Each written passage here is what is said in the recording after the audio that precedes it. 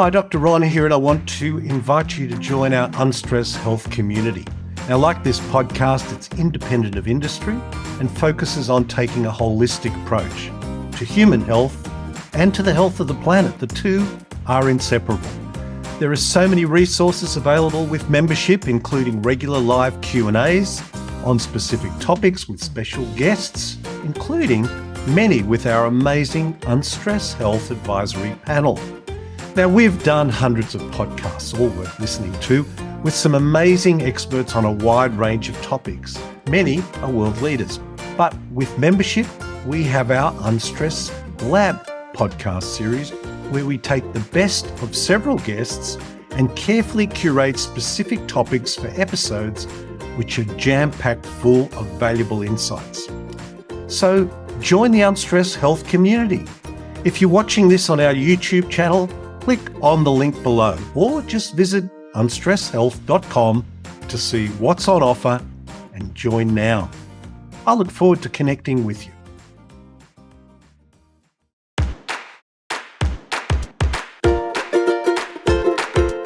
Hello and welcome to Unstress Health. My name is Dr. Ron Ehrlich. Well, for over 20 years, I've been a very proud supporter of the Mind Foundation. And MIND, M-I-N-D-D, is an acronym for metabolic, immunological, neurological, digestive and developmental issues in children in particular. And let's face it, children are the canaries in the coal mine. And if their health is suffering, and the evidence is very clear that it is, then there is an issue there which we should all be aware of and address. And the Mind Foundation provides health practitioners and parents and patients and individuals with some amazing resources. And each year, well, almost every year, they have a forum. And this year, the forum is at Darling Harbour in Sydney on May 2nd and 3rd. Now, when you look at the statistics of children's health, and if you're watching this on the YouTube channel, I can show you statistics for both Australia on the one hand, where, for example, 4 in 10 have allergies, 1 in 10 have asthma, 1 in 8 have a mental health condition, 1 in 10 have ADHD, and 1 in 63 have autism. Well, if we then transfer to America, that is a very sad and sorry state as well, where 1 in 36 have autism. In Australia, 1 in 63. Now, it bears mentioning that 20 years ago, that number was something like 1 in 10,000. So yes, diagnosis may be an issue here, but the change is a serious one and one that needs to be addressed. Mental health conditions, 1 in 5, 1 in 8 in Australia, 1 in 4 in the UK. Look, if you're watching this on the YouTube channel, you can explore, you can pause and look at some of these disturbing statistics. Well, the Mind Foundation Forum coming up in May has some amazing speakers, and I'm privileged over these next 2 or 3 weeks to introduce several of them to you. And the first one I have the pleasure of introducing is Dr. Leah Hechtman. Now, Leah is a globally respected naturopathic clinician here in Sydney, Australia, specialising in fertility, pregnancy, and comprehensive reproductive health. With over 2 decades of clinical experience, she's also a renowned researcher, author, and educator in her own field.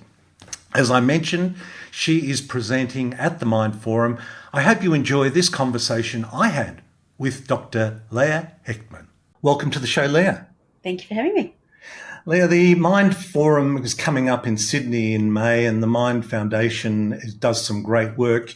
Your presentation is called, it's a mouthful, Maternal Imprint, Shaping Health, Brain Development and Humanity's Future. Wow. Can you give us a bit of an overview of what people at that conference could expect to learn from that? Of course. So Mind Foundation is such an incredible organisation, and you and I both have given a lot of time to it because we see the value in it. Yep. And when Leslie approached me and said, come and do a presentation, one of my great passions is about the capacity of a woman to change as she evolves into becoming a parent and the profound influence that she can have on the next generation. And so the geek in me wants to go into all the science with it. The spiritual part of me wants to look at the emotional and spiritual connection between our children and how science is catching up to what that means. But ultimately it's about empowering the audience and empowering people in a way that the more we understand what we can do, the more it gives us capacity to realize the changes are actually essential, but also that they're meaningful rather than don't do this, don't do this, don't do this. It becomes I understand what it can do and how I can actually transform our children. It's so interesting, isn't it? Because, I mean, traditionally we would have lived in a village, and as we grew up, we would have seen tens, if not hundreds, of births and all sorts of different forms of life. And here we are, often in our 20s and 30s and even later nowadays, and we suddenly find ourselves with a young child, and oh my God, what an experience that is. So this kind of support is just could never be more important in 100%. Our human journey. 100%. Yeah. I mean, a lot of statistics are showing that there are some pretty alarming childhood chronic conditions coming up. You know, when we talk about public health, people often say, oh, well, we're getting older. You know, that's why we're getting sicker. But actually, the kids are the canaries in the coal mine, aren't they? And they are getting sicker. I mean, autism is one example. How does your research on maternal influence relate to those concerning trends? What do you think's going on? Probably the biggest is the environment. Yeah, so our environmental exposure is influencing the health of, we'll just talk about mothers for a minute, is influencing the health of our mothers and the health of their mitochondrial RNA. And we know that mitochondrial RNA only comes from the mother. There's like a handful of papers that suggest from the father as well, but hasn't been consistent. So we're going to stick with that science for the minute, which means that all of that precursor information and all of that DNA transference is predominantly managed, improved and suggested from the mother. So then what that indicates is that the health of her and her exposures are going to determine what happens. And, you know, we've got research now that shows that the egg, the oocyte of the mother, sends the signals out to find the sperm then send a signal to meet it. She then selects the sperm itself, tidies up the sperm, tidies up the DNA that is passed over, then tidies herself up, and then enables the fertilization to occur. And if she doesn't have optimal health in that oocyte itself, then that directly correlates to the health of the child. So if she's exposed to something, then that's going to cause damage to some of that information in the oocyte, which is then going to cause subsequent challenge for the developing embryo itself. So the health of the mother is unbelievably paramount because it directly determines what information is passed on to the next generation and how is it passed on and how the pregnancy will continue and the health of them in utero. That's profound. Yeah, which kind of, you know, at the risk of blaming the mother here, we are all exposed to 100%. So much, yet we're not all delivering babies. But this is the litmus test, isn't it? Really? Yeah. And for so long, particularly in fertility, because that's where I predominantly work, but for so long it's been, okay, a guy has sperm, no issue to the guy, and the egg is old or the mum's been exposed to something and that's what it is. But now we're really understanding that, yes, the efficiency and the health of the egg determines the outcome, but if the sperm comes along and it's been exposed to a whole host of environmental aspects or it has nutritional deficiencies or whatever it is, the egg then tries to fix it before she fixes herself or fixes the oocyte. So it's like both parties, the healthier both of them are, the less the exposure to both of them, the better the quality of the baby. Yeah, and you mentioned fertility, and I know your focus is very much on that. I wondered if you might just comment on what is, because it's a big issue in our society, isn't it? I mean, people decide, I'm going to have a baby when I'm X, Y, or Z years old. It doesn't always work out that way, does it? What's the statistics on fertility in Australia or globally here, for people? The global birth rate is declining. Yeah, so it's declining and it's now under the reproductive rate in certain countries around the world. And there are suggestions that it's that infertility is greater and challenges in pregnancy is greater, but it's also choices. People are choosing to have smaller families and or not choosing to have children. So I think it's tricky to understand it, but definitely in Australia, statistically, numbers of birth are declining, quality of sperm is declining, average age of mother is getting older, average exposure of couple is getting greater, and the complexity of the challenge of conceiving is greater. But then also IVF is statistically increasing, and not to badmouth IVF, and I want to support everyone to have their family, but we have a lot of data that shows that IVF increases the risk of diseases in children. We have a lot of data that shows that if a couple can't conceive naturally and need assistance, whilst the assistance can give them a baby, maybe nature was suggesting you can't conceive because we can't create something as healthy as possible. And then all of a sudden they're creating children, but they've got higher chance of asthma and neurological disorders and, all the atopy and all of that sort of stuff, because perhaps IVF intercepted to create that baby, but actually it made it more of an issue. Yes, we could be we could be opening a can of worms here, but of course this is part of a much bigger story about business model within healthcare. Yeah. And I mean, if I wonder whether, I've never been obviously to an IVF clinic, but I wonder whether the preparation, of the IVF, because the business model is, this is going to cost you X amount of dollars per IVF thing. So there's a conflict of interest there with getting a high success rate. Yep. One could argue. Yep. And setting the foundation for that success would say, well, just go away for 3 months, 6 months, 12 months. Let's lay down the foundation consciously of what we're trying to achieve, then come back and see us for IVF. And lo and behold, I wouldn't be surprised if people got pregnant. They don't always need it. I mean, the clinicians that I work with mainly, particularly in Australia, they're very much of that model, because for them it's about healthy babies. It's not about necessarily IVF numbers. But the business end of IVF definitely wants the IVF numbers. So I get it. And it's complex. And again, both of us are here to support people to have families. There's no judgment, but it's... No. Yeah, it's a complicated area. It is a complicated and a very emotive area too. But I've heard statistics, because we've done quite a few podcasts on fertility, and I recall the statistics was something like 1 in 6 couples are finding it challenging. Is that still a current? It's steady, yeah, and miscarriage is 1 in 4. So 1 in 4 conceptions end in miscarriage, and 1 in 6 couples. Well, the fecundity, they say, is only a 1 in 6 chance for every couple generally, and then you add complexities, and then it becomes trickier. But 1 in 6 is the baseline from a fertility rate.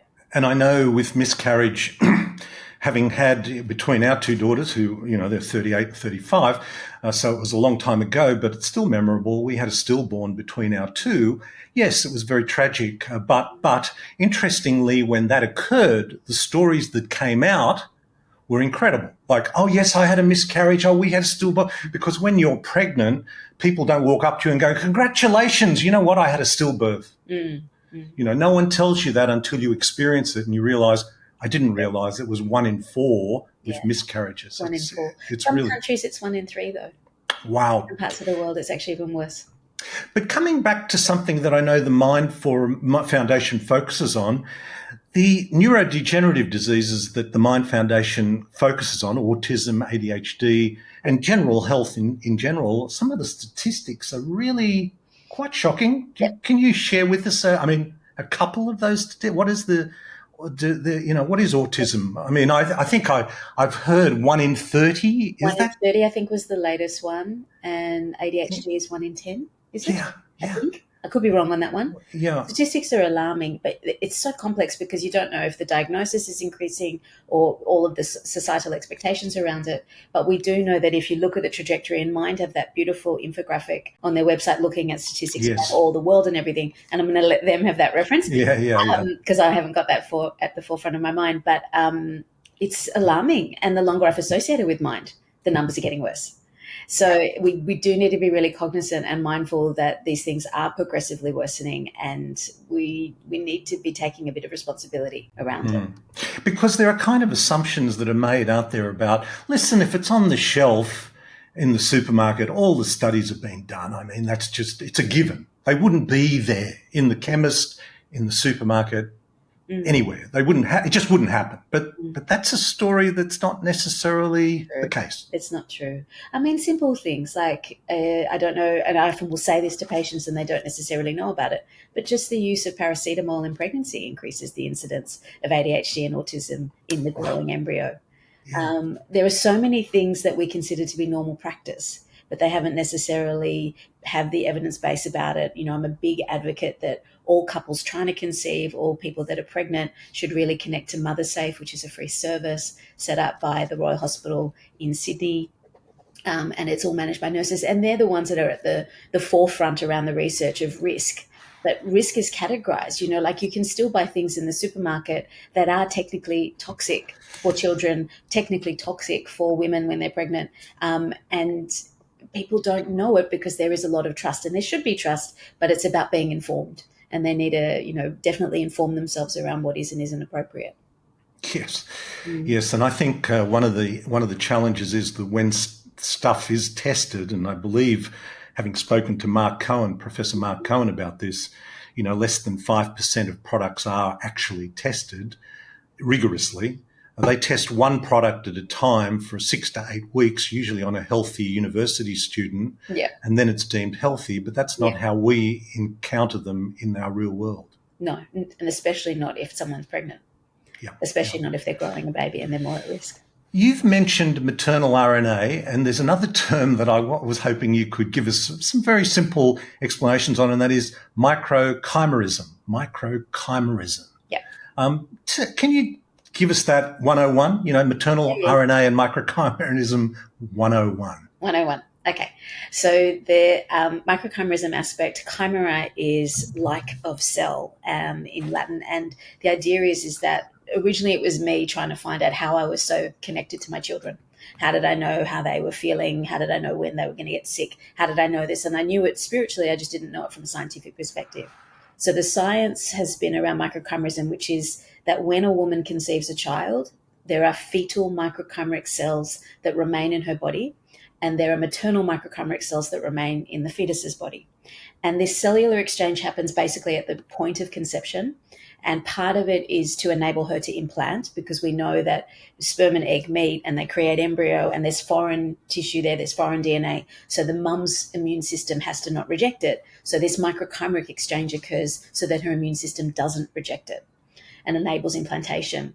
And the biggest thing to remember is that anytime a woman conceives, so be it miscarriage, stillbirth, full-term pregnancy, termination, anything, the cellular exchange has already occurred. And what it means is that there will always be maternal microchimeric cells in our children, alive or not alive, and there will always be fetal microchimeric cells in the mother, whether or not that baby's come to term. And the beauty of it, and science, what it did was it tried to understand what those microchimeric cells actually did. So there was the acceptance that initially it was around implantation and the ability for the mum to actually keep the baby. Then it realized that from the maternal side, it actually caused a lot of disruption to her immune system. And for a long time in the science, it increased her risk of cancers, increased her risk of thyroid disorders, disrupted her immune system. But the fetal aspect of it was it received maternal microchimeric cells to enable it to mature so that when it came into the world wasn't so shocking immunologically. So it was a preparatory type of cellular exchange. What they now found, and in Israel they released a paper late last year, and it was a really beautiful one, because they're starting to understand that microchimerism now is not just a negative thing for the mother's body, but actually those fetal microchimeric cells go to places of injury, inflammation, or illness and assist the mother's body during pregnancy to heal. So the examples that they were giving in this one particular paper was if a mother has an injury and she sprains her ankle, those fetal microchimeric cells are detected at the site of injury to help her body to heal. So it becomes more now, when we look at the research, more around the exchange of support for both of them. And there is the suggestion that those microchimeric cells continue to support both as both grow. So it's pretty beautiful stuff. Hi, Dr. Ron here, and I want to invite you to join our Unstress Health community. Now, like this podcast, it's independent of industry and focuses on taking a holistic approach to human health and to the health of the planet. The two are inseparable. There are so many resources available with membership, including regular live Q&As on specific topics with special guests, including many with our amazing Unstress Health Advisory Panel. Now, we've done hundreds of podcasts, all worth listening to, with some amazing experts on a wide range of topics. Many are world leaders. But with membership, we have our Unstress Lab podcast series, where we take the best of several guests and carefully curate specific topics for episodes which are jam-packed full of valuable insights. So join the Unstress Health community. If you're watching this on our YouTube channel, click on the link below, or just visit unstresshealth.com to see what's on offer and join now. I look forward to connecting with you. I mean, I was just thinking, I've been struck. I always am struck, particularly I've recently had my daughter with twins, and the birth of a child is so amazing. And the more times you see it, the more amazing it becomes. Yeah. But to hear that Yeah. puts a whole other perspective on it and kind of makes sense a little bit now I get it. It's Yeah. not just my mother in my head, her voice. It's not just her voice telling me something. There's something there is there. Yeah. Another area that I know that you focus, in fact, people are focusing on, is the microbiome. Yeah. I mean, it's become a huge focus, crucial for everybody, but crucial in child development. How does the mother's microbiome influence her child's emotional and brain development? So let's shorten that to a short thing, because there's so much on it. And it's one of those things that literally I can look at the data every week and there's more information that comes through. So it's one of those things that, all right, we're all made of bugs, yeah? So I'm made of bugs, you're made of bugs. And when we create life, if we're in a relationship, we share bugs between partners, and then that determines the pregnancy state of bugs. We have data now that tracks the microbiome changes in the mother throughout the whole pregnancy. We have data that tracks the changes in the microbiome to initiate labor and during labor. We have data that shows the exchange of microbial species to mature the baby, to inform the baby's immunology. And this is where you get things like, for so long it was the placenta sterile. Nothing passes the baby. The baby's in this beautiful cocoon. We now know that that's all been debunked. Everything crosses the amniotic fluid, everything crosses the placenta, and everything that the mum is exposed to, everything that comprises of her microbial state is shared with the child.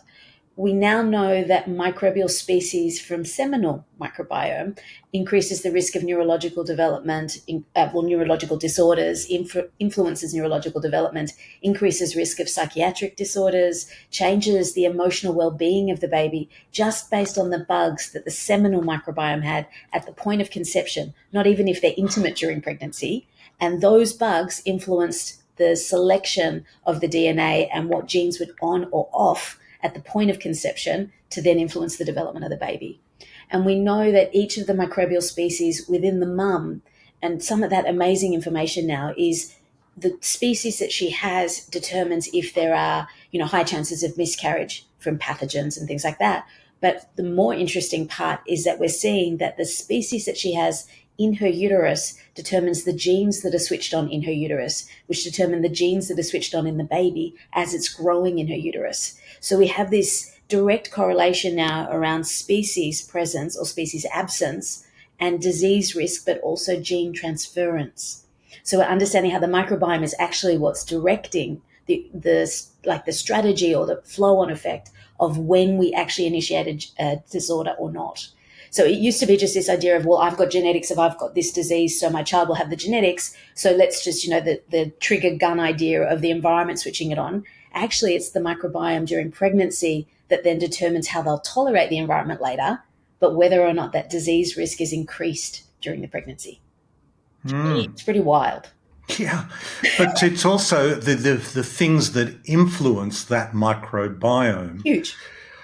Oh boy, and interestingly, testing for that. I mean, how that's a challenge too. Is that done with DNA, or because doing it in a petri dish or in a lab, aerobic?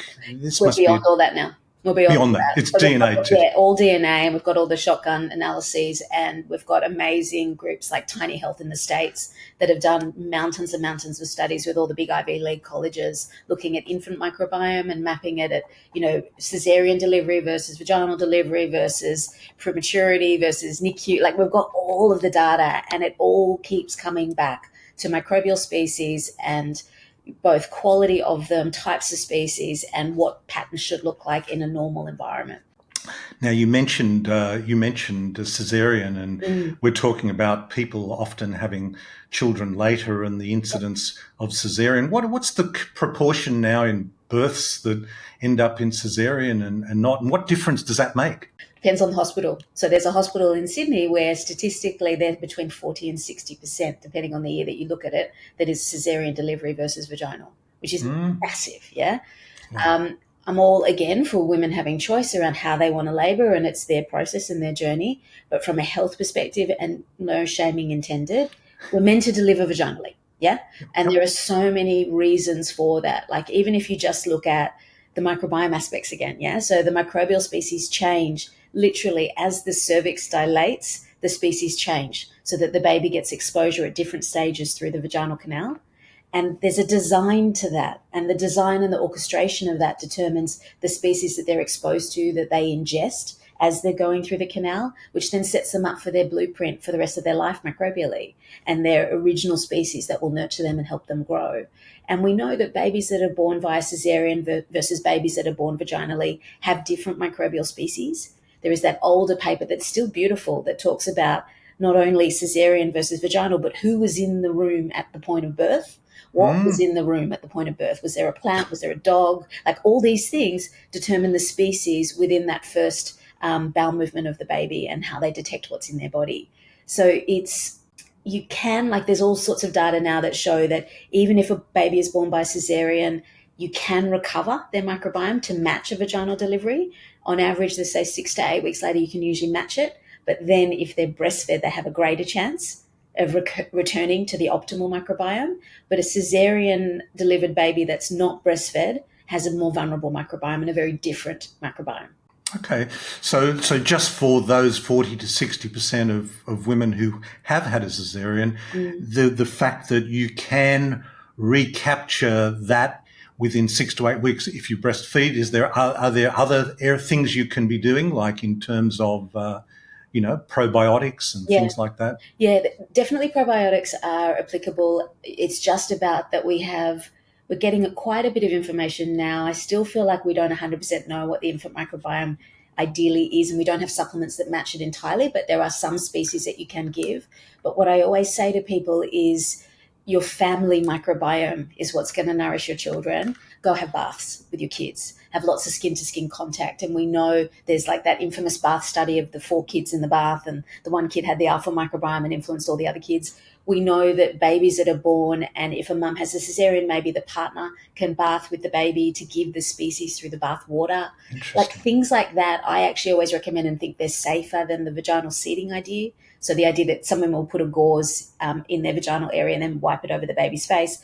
There are some papers that show that they have transferred things that shouldn't be there. So I think bath exposure and skin-to-skin contact, sleeping in the same bed, baby wearing, all that sort of stuff gives the species. And, the biggest thing I always remind families about is a baby is born with very thin skin for a reason. A vaginally delivered baby has a vernix, which I think sets up the pH for their skin and sets up the skin microbiome, which they then absorb in. So, don't wash them too early, but the permeability of their skin means that when they hug us, they take microbes from us to start to enrich them for their life. And it must be also why babies are so cute and kissable. Absolutely. Because, you just kind of say, come and give me your microbiome. Come on. Yeah, totally. Bring it in. Feel better.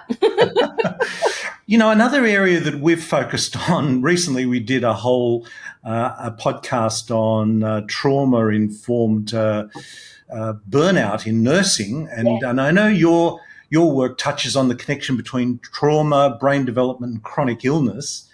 How can an understanding of that relationship help us break some of the, cycles that go from one generation to another? What do you think? There's so much that we could say on this. I know. We know that This is a teaser, Leah. I know. This is a teaser. More of it later, but people should go to the Mind Forum and hear more about this. But this is just a little sample. Go on. They need to. The shorter version. So we know that a woman's brain changes dramatically during pregnancy. We know that sections of the brain expand and sections of the brain are pruned. And the woman's brain literally goes through a transformative process to make her more fearful, actually, and to be able to better scan people when she sees them to assess for risk so that she's more protective of a child. But she becomes more service-oriented, more caring, more attentive, but definitely more attuned to her child. As the pruning and the restructuring and the reshaping of her brain occurs, it means that things that have been hidden, things that she's had prior exposures to, come to the surface during pregnancy often. But also, I think that it's an opportunity for her to make decisions around what she will carry through postpartum and what she will pass on to her child. But there's a couple of beautiful papers I've read recently that look at specifically the progesterone status of the mum during pregnancy. and that when she's pregnant, progesterone goes through this triphasic pattern and increases with each trimester, and then towards the end of the pregnancy starts to come down so that prolactin can take off to initiate labour. And the main function of progesterone in pregnancy, apart from keeping the baby in there, is around neurological patterning, neurological wiring, and neurogenesis. So the richer the progesterone level that the mum has in pregnancy determines the exposure of progesterone to the baby, which determines their neurological development as it goes. And there's a couple papers that show the direct mapping of timing of specific key neurological developmental stages with surges in progesterone.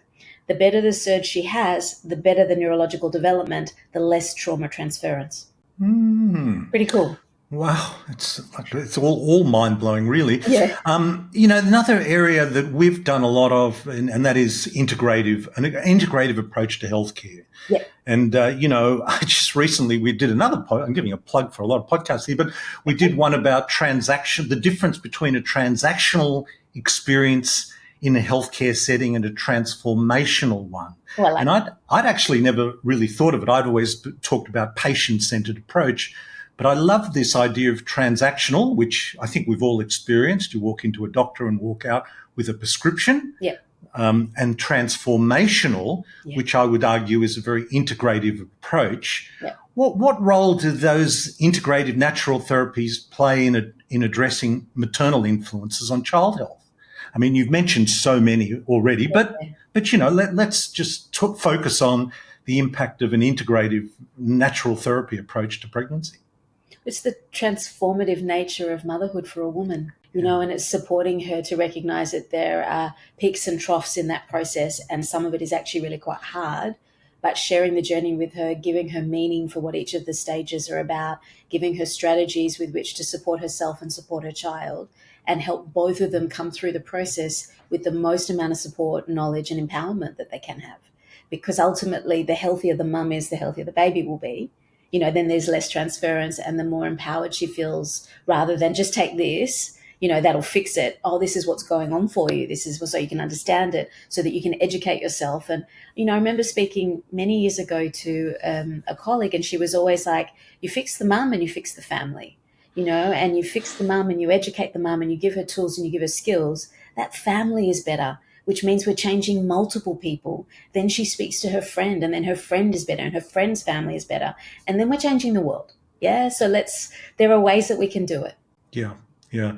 I would add to that the father. I've been, Please, yeah. having been the father, I know that I consider myself to have grown up once my children were born. I say I grew up in a household full of women, which were my daughters, because that's a whole process. It's so actually interesting from a father perspective, because 100%. watching women, my daughters and my wife being pregnant, and women, girls are prepared for this through their whole life, and then they have 10 months of a pregnancy where it's inescapable. They are pregnant, building a human being. And it's so easy for the father to come in and out of that. Oh, isn't this? Oh, my wife's pregnant. How exciting, blah, blah, blah, blah, blah. And touching on it. And there's so much growing up to do for the man, the husband, the father in this whole experience. It's a challenge. It's actually, one could argue, one of the biggest challenges in a household. Educating the father. Yeah. I'm really big on absolutely everybody's choice, but I'm really big on everyone going to the morphology scan at 20 weeks so that the father can see the baby. I always find that men, if they know the sex of the baby, they connect to the whole experience a lot more so. They prepare themselves a lot more so. And it's about recognizing the importance for them. And I think men, unfortunately, get dismissed a lot in the whole process. Yeah. Well, watching how boys are brought up and the difference between boys and girls, they're dismissed from a very early stage. But anyway, things are changing and things are developing. Now, listen, for practitioners who are attending this Mind Forum, what do you think some of the key takeaways you're hoping they'll gain from your presentation in their clinical practice? What are some of the takeaways do you think they'll be able to incorporate? Look, ultimately for me, it's always about creating a story of where we're at with our understanding and then translating that into treatment objectives and treatment strategies to really empower our patients. But I think the more we understand what's going on, the more we can make really educated decisions. always it's going to be updates on literature and where we're at and all that sort of stuff. But I think there is so much that we can do to help women and to help mothers and to help the health of our children. And just giving them a lot more information, I think, just makes so much transformation. I mean, that is really what the Mind Foundation's whole reason for being is. Yeah. Listen, one very quick question I like to ask my guests this, and it's taking a step back from your role in healthcare, because we are all individuals on a health journey through this modern world. What do you think the biggest challenge is for us as individuals on that journey?